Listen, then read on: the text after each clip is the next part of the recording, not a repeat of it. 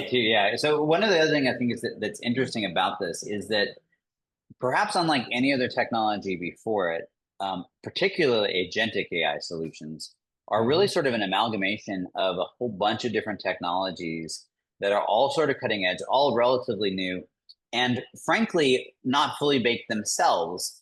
So one of the things, when you start thinking about agentic AI solutions, you're dealing with workflow automation, you're dealing with cloud services and multiple cloud providers and the whole multi-cloud sort of scenarios. You're thinking about security and privacy constraints and all the compliance around it. And so much of this is still stuff that we've been for the last decade been sort of maturing and sorting out, and it's not Mhm. fully baked. And in fact, we had a couple of these things sort of coming to a head around AI also this week. So one of them is that there's this ongoing lawsuit with the New York Times and OpenAI about their use of data that they've been basically using all the New York Times. What New York Times is claiming that they've been illegally or unfairly using all of their content to train their models.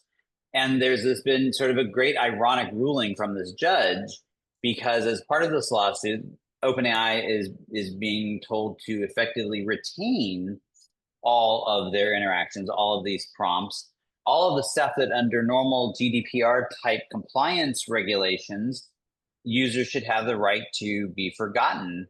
And so you sort of have this era where, or this space and time where they're now sort of in conflict. And this is sort of what I'm talking about. It's like things that still are, we're still figuring out from a cloud perspective and a SaaS perspective, things like GDPR are now suddenly coming to a head in this AI era where none of it is clear and simple, and we're trying to sort out what to make of it. And this one was one I had to read it when you send this over. I read it 3 times. It's like, oh, this is just mind blowing. It's like, how do you how do we reconcile this?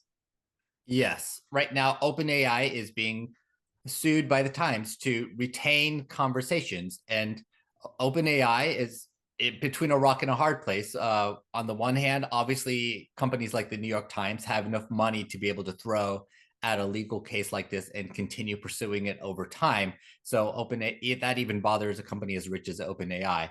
But at the same time, you have these GDPR being the most prominent example of that, uh, saying that users should be allowed to be forgotten or erased from a system. And OpenAI actually wants to be compliant with that as well.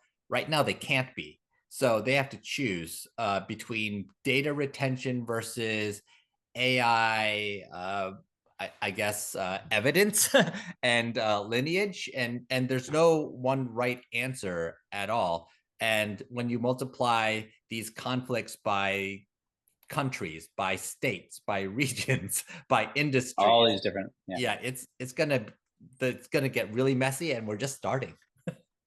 Well, and it also, I mean, in fact, they make some reference, and OpenAI published a statement on this, and they sort of made a reference about it as well. But there's also the other sort of underlying component in that even complying, it's not as simple as saying, oh, well, if you're an AI company, you need to comply with GDPR or any of the other privacy compliance rules because the reality is it's not the same.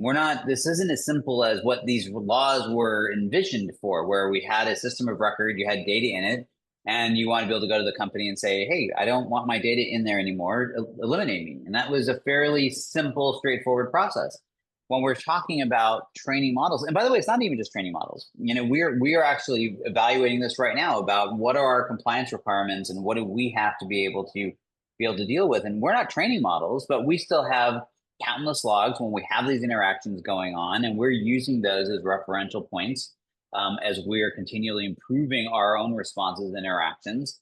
So there's like all these different dimensions. This is not easy stuff, and this is sort of what I was saying. It's like it's all sort of colliding, and we didn't have it all figured out coming in, and now it's just being multiplied. And so we're gonna be in this continued era where it is challenging to sort out. And coming all the way back to why this is important from a CIO's perspective, well, none of these cases, and we're going to talk about another one here in a second, none of these cases are directly calling out the consumers, meaning like an enterprise that may be using any of this. It is not a big stretch to say, well, that's the next downstream potential target if you are aware of these judgments and not also adhering or holding accountable, right? And so